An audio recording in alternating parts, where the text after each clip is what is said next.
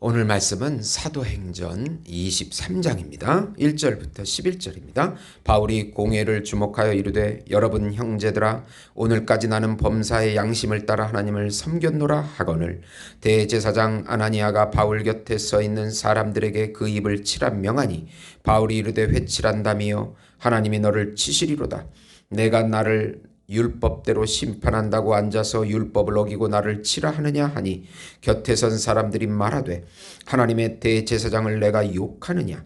바울이 이르되 형제들아 나는 그가 대제사장인 줄 알지 못하였노라. 기록하였으되 너희 백성의 관리를 비방하지 말라 하였느니라 하더라.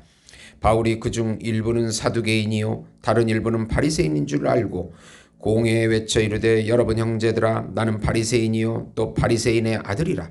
죽은 자의 소망 곧 부활로 말미암아 내가 신문을 받노라. 그 말을 한즉 바리새인과 사두개인 사이에 다툼이 생겨 무리가 나누어지니 이는 사두개인은 부활이 없고 천사도 없고 영도 없다 하고 바리새인은 다 있다 함이라.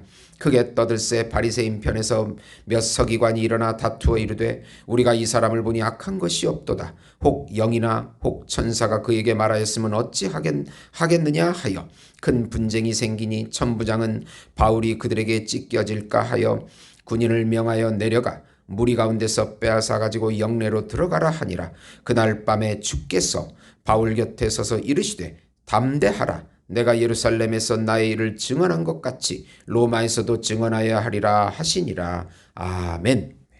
생명의 복음이라는 제목으로 은혜를 나누고자 합니다. 사랑하는 성도 여러분, 복음은 기쁜 소식입니다. 왜 복음이 우리에게 기쁜 소식이 됩니까? 하나님께서 정하신 한 분, 하나님께서 준비하신 한 분, 하나님께서 보내신 한 분, 그분은 하나님이시고 하나님의 아들이시고 우주적인 왕이시며 우주적인 제사장이시고 우주적인 선지자이시고 우주적인 중보자이시고 우주적인 메시아이시고 우주적인 참 인간이시고 우주적인 어린 양이신 예수님께서 이 땅에 성육신하셔서 하나님 나라의 왕으로 구세주로 우리 안에 들어오셔서 여기 있는 사단을 몰아내시고 우리를 통치해 주시고 다스려 주시고 같이 살아주신다는 소식이 바로 복음인 것입니다. 예수님의 십자가의 죽음은 우리를 대신하는 죽음이요 예수님의 부활은 우리에게 새 생명을 주셔서 같이 살아주신다는 소식인 것입니다. 예수님을 믿고 예수님과 연합되면 죄와 사망에서 자유함을 얻게 되고 세상에서 자유함을 얻게 되고 세상을 조종하는 사단에게서도 자유함을 얻게 되고 율법에서 자유함을 얻게 되고 나의 거짓 자아에서 자유함을 얻게 돼요. 천상적인 평강과 천상적인 안식과 천상적인 사랑과 천상적인 기업과 천상적인 생명을 지금 여기서부터 영원히 누리게 해주시겠다고 하는 소식이 바로 복음인 것입니다. 예수님께서 영으로 임재해 주시고 주시고 임재해 주시고 살과 피로 임재해 주시고 이름으로 임재해 주셔서 같이 살아주시고 인도해 주시고 보호해 주셔서 우리가 새로운 피조물이 되며 하나님의 자녀가 되며 하나님의 의가 되며 신인류가 되었다는 소식, 그것이 바로 복음인 것입니다. 이 복음을 믿음으로 마음껏 누리시는 우리 성도 여러분이 되시기를 예수님의 이름으로 축원드립니다. 생명의 복음을 전하기 위하여 생명을 바칠 때 하나님은 섭리하십니다. 우선 담대하게 복음을 전하면 주님께서 반드시 위로의 말씀을 주심을 믿으라. 바울은 이제 고소를 당해서 사내들인 공의 앞에 서 있습니다. 자신은 양심을 따라 하나님을 섬겼다고 1절에 고백합니다. 그런데 대제사장 아나니아가 바울의 입을 치라고 명합니다.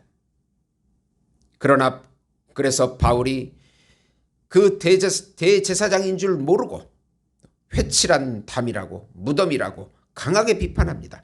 속은 썩어 있으면서 겉만 회색으로 흰색으로 튼튼하게 회칠한 것을 의미합니다. 겉으로만 율법을 지키는 척하지 지키지도 못하는 것을 비판합니다. 바울은 자신이 바리새인이라고 소개하면서 예수님의 부활의 소망을 가지고 있기에 이렇게 신문을 당한다고 6절에 말씀합니다. 그 당시 사내들인 공의회는 모세 오경만을 믿고 부활이나 영이나 심판을 믿지 않는 현실주의 세력인 사두개인들과 율법과 부활과 영과 심판을 다 믿는 바리새인들로 나누어져 있었습니다. 그들이 부활 문제로 다툼이 일자 천부장이 바울을 보호하기 위하여 영내로 데려갑니다. 그때 하나님께서 두려워하는 바울에게 담대하라고 위로의 말씀을 11절에 주십니다. 예루살렘에서 증인이 된 것 같이 로마에서도 이제 증인이 되어야 한다고 사명을 일깨워 주십니다. 생명을 바치고 복음을 전하는 자들에게 예수님의 위로의 소망을 주심을 믿고 우리도 믿음의 발걸음을 걸어가는 것입니다. 생명의 복음이라고 하는 것은 생명을 주는 기쁜 소식입니다. 중보자 하나님이신 예수님의 죽음과 부활의 복음을 우리를 위해 대신 죽으시고 대신 살아주신다는 그 소식을 전할 때 하나님께서 우리를 지켜주시고 보호해 주시고 동행해 주시는 것입니다. 두 번째로 복음 전파의 사명이 있으면 어떤 위험에서도 하나님께서 지켜주심을 믿으라. 바울을 죽이려는 40인 살인단이 조직이 되어 공의회로 소환하는 길목에서 죽이려는 계획을 합니다. 바울의 생지를 통해 이 사실이 천부장에게 들어가고 천부장은 바울을 위해서 계획을 세웁니다. 가이사라 벨릭스 총독에게 상소하여 바울을 밤에 몰래 가이사라로 이송하는 계획입니다. 그리고 벨릭스 총독에게 바울의 고소권이 유대인의 율법의 문제일 뿐 죽이거나 결박할 사유가 없음을 분명히 29절에 밝힙니다. 유대인들은 바울을 죽이려 하지만 이방인 천부장은 오히려 바울을 살리려고 합니다. 무사히 이송된 바울은 벨릭스 총독 앞에 서서 자기가 길리기아 5사람이라고 소개합니다. 그리고 고소한 사람들이 도착해서 재판을 열기까지 바울을 지켜줍니다. 하나님께서 권능으로 바울을 지키고 보호하십니다. 바울의 생질이 유대인의 음모를 듣도록 인도하십니다. 천부장이 이 사실을 진실로 믿게 하여 바울을 가이사라로 이송하게 하십니다. 이 모든 일들이 하나님의 섭리로 바울을 보호하시는 것입니다. 하나님께서 이렇게 하나님의 자녀를 반드시 보호하시고 지켜주신다는 것을 성도의 견인이라고 합니다. 하나님께서 자녀를 끝까지 지켜주시고 인도해 주신다는 것이 바로 성도의 견인입니다. 예수님께서 세상을 두려워하지 말라 내가 세상을 이겼다고 말씀하십니다. 우리는 이 사실을 굳게 믿어야 합니다. 그리고 사탄의 방해와 박해 가운데서도 반드시 믿음을 잃지 않고 한 걸음씩 나아가야 합니다. 두려워 말아야 합니다. 때를 얻든지 못 얻든지 복음을 전파하라고 합니다. 생명의 복음을 여기서든지 저기서든지 세계 만방에 예수의 이름을 전하는 것이 바로 우리의 존재의 목적이요 사명인 것입니다. 갈라디아서 2장 20절에 보시면 내가 그리스도와 함께 십자가에 못 박혔나니 그런즉 이제는 내가 사는 것이 아니요 오직 내 안에 그리스도께서 사신 것이라. 이제 내가 육체 가운데 사는 것은 나를 사랑하사 나를 위하여 자기 자신을 버리신 하나님의 아들을 믿는 믿음 안에서 사는 것이다. 예수님의 믿음으로 사는 것이다 라고 바울은 말하고 있습니다. 사랑하는 성도 여러분, 예수님이 우리 안에서 대신 살아주시는 것이 복음입니다. 세상을 이기신 그분이 우리를 세상을 이기게끔 만들어주신다는 것이 복음입니다.